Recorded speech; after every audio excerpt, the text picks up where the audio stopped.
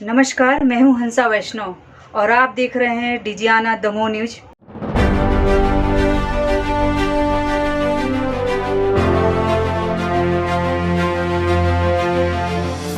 नमस्कार, स्वागत है आपका। मैं हूं डॉक्टर एल वैष्णव। दमोह के कलेक्टर सुधीर कुमार कोचर ने सर्किट हाउस की सुरक्षा व्यवस्था को चुस्त दुरुस्त करने के लिए एक पत्र दमोह के पुलिस अधीक्षक कीर्ति सोमन जी को लिखते हुए आग्रह किया है कि यहाँ गश्त बढ़ाई जाए, जहां पर सुरक्षा के लिए जवान तैनात किए जाएं।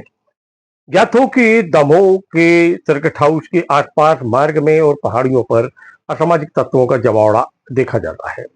यहाँ पर नशा करने वाले लोग हों और चाहे अनैतिक कार्य में लिप्त होने वाले लोग हों, इनकी संख्या आए दिन बढ़ती जा रही है और जिसके कारण यहाँ पर भ्रमण के लिए आने वाले बुजुर्ग, महिलाएं और बच्चों को काफी परेशानी का सामना करना पड़ता है।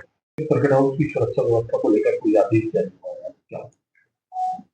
सर्किट हाउस के संबंध में कई बार आम जनता से इस बारे में शिकायत आती है कि वहाँ पर रात के समय खास तौर पे कुछ असामाजिक तत्व घूमते हैं और यहाँ वहाँ शराब की बोतलें पड़ी हुई रहती हैं। वो वहाँ पर जो है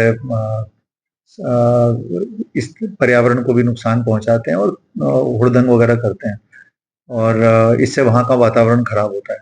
और जब बाकी लोग सुबह या शाम को घूमने के लिए जाते हैं तो वहाँ पे वातावरण अच्छा नहीं दिखाई देता। ये जब शिकायत आई थी तो मैंने और एसपी साहब ने इसको गंभीरता से लिया था और फिर मैंने अभी एसपी साहब से बात भी की और चिट्ठी भी लिखी है उनको कि वहाँ पर जो है आप एक परमानेंट बैरियर की व्यवस्था जरूर करा दें। एक वहाँ पर आपका सिपाही लगा रहे और साथ में जो है वहाँ पर पुलिस पेट्रोलिंग खास तौर से रात के समय लगातार होती रहे, ताकि किसी प्रकार के असामाजिक तत्व जो है वहाँ पर एंट्री न करें और किसी प्रकार की जो है वातावरण को किसी प्रकार से भी खराब न करें। तो मिशन अस्पताल तथाकथित कार्डियोलॉजिस्ट डॉक्टर एन जॉन केन, 7 लोगों की मौत का मामला और कैथलैब, इस सभी मामलों को लेकर मानवाधिकार आयोग ने अपनी रिपोर्ट सौंप दी है। मध्य प्रदेश सरकार को यह रिपोर्ट भेजी गई है। रिपोर्ट सार्वजनिक हो गई है, सोशल मीडिया पर इस समय वायरल हो रही है। ज्ञात हो कि दमोह का मिशन अस्पताल, जो कि दशकों से यहाँ पर संचालित है, ईसाई मिशनरी इसको संचालित कर रहे थे। कैथलैब यहाँ पर प्रारंभ हुआ था और कैथलैब के मामले में भी जांच हुई थी। फिर कैथलैब को अवैध बताते हुए इसको सील कर दिया गया था।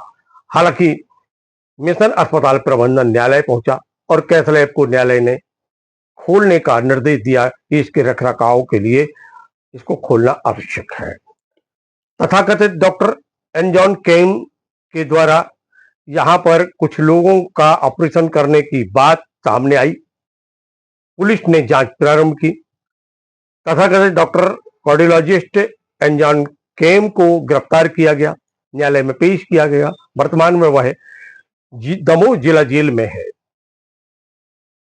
वहीं दूसरी ओर 7 लोगों की मौत के मामले में लगातार कार्रवाई चल रही है, जांच चल रही है, लेकिन वह लाशें कहां हैं, वह लोग कहां हैं, कॉज ऑफ डेथ क्या है, मृत्यु का रीजन क्या है, ये एक बड़ा प्रश्न बना हुआ है जांच अधिकारियों के सामने। एक एफआईआर दर्ज हुई और इसी एफआईआर पर आपत्ति दर्ज कराई है मानवाधिकार आयोग ने। उनका कहना है पुलिस की भूमिका संदिग्ध है। वहीं उन्होंने जिला चिकित्सालय के जो चिकित्सक हैं उनकी भूमिका पर भी संदेह जाहिर किया है। यानी मुख्य चिकित्सा स्वास्थ्य अधिकारी की भूमिका संदेह के घेरे में उन्होंने पाई है। क्या कह रहे हैं इस संबंध में दमोह के कलेक्टर सुधीर कुमार को लिख रहा है, क्या कुछ कार्रवाई? देखिए, रिपोर्ट अभी औपचारिक रूप से हमें प्राप्त नहीं हुई है। जब रिपोर्ट प्राप्त होगी तो उसका अध्ययन करके फिर आगे की कार्रवाई जो है की जाएगी। दमोह में मेडिकल कॉलेज निर्माणाधीन है। लगभग 70% कार्य पूर्ण हो गया है, लेकिन एक मामला सामने आया है कि यह जो मेडिकल कॉलेज बन रहा है, यह इसकी जो जमीन है वह अधिकांश जमीन रिजर्व फॉरेस्ट की है। 335 करोड़ रुपए की लागत से निर्माणाधीन मेडिकल कॉलेज में की जमीन रिजर्व फॉरेस्ट की होने की चर्चा इस समय जोरों पर बनी हुई है। कलेक्टर सुधीर कुमार कोचर कहते हैं कि कोई बड़ा विषय नहीं है, हम जमीन की अदला बदली कर लेंगे और ये जो मामला है वह आपस में बैठकर सुलझा लेंगे। वहीं दूसरी ओर वन मंडलाधिकारी ईश्वर जरांडे ने यह बात स्वीकार की कि रिजर्व फॉरेस्ट की जमीन है और अब ये जो मेडिकल कॉलेज बन रहा है, मेडिकल कॉलेज की जो जमीन है जिस पर ये बन रहा है, उस संबंध में हम ये जो मामला है उसको हम सुलझा लेंगे।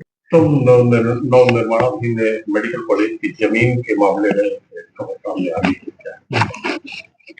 हाँ, देखिए, इसमें इशू ये है जो बताया गया है उसमें कि ये जमीन जो है वन विभाग की है और इस बारे में मेरा बस इतना ही कहना है कि हम लोग इस बारे में ये चीजें जब डीएफओ दमोह से बात हुई थी तो उन्होंने इस बात को संज्ञान में लाया था, लेकिन इसका अभी पूरा परीक्षण बाकी है। परीक्षण होने के बाद जो स्थिति निकल करके आएगी, और इसमें इसलिए ऐसी कोई परेशानी की बात नहीं है क्योंकि यदि मान लीजिए वन विभाग की जमीन किसी कारण से वो निकलती भी है, क्योंकि पुराना पूरा रिकॉर्ड चेक करना होगा, यदि निकलती भी है तो वन विभाग को हम अल्टरनेटिव लैंड दे सकते हैं, ऐसी कोई इसमें बाधा नहीं है किसी तरह की।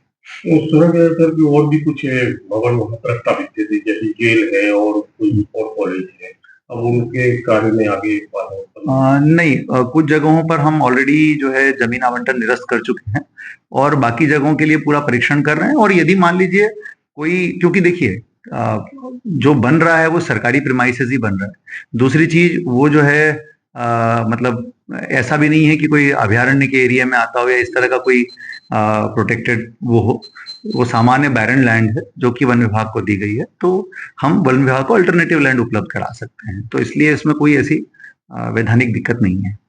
मेडिकल कॉलेज की निर्माणाधीन है और वहाँ रिजर्व फॉरेस्ट की जमीन उसमें आ रही है, ऐसा कुछ जो निर्माणाधीन मेडिकल कॉलेज है उसमें रिजर्व फॉरेस्ट का कुछ हिस्सा आ रहा है, लगभग 7 हेक्टेयर के आसपास।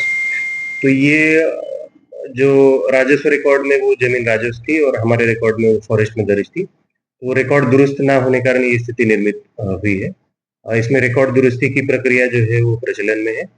साथ ही जो मेडिकल कॉलेज उस पर बन रहा है उसमें भारत सरकार की अनुमति की कार्रवाई भी प्रचलन में है। लगभग कितना एरिया होगा रिजर्व फॉरेस्ट का जिससे अभी निर्माणाधीन है?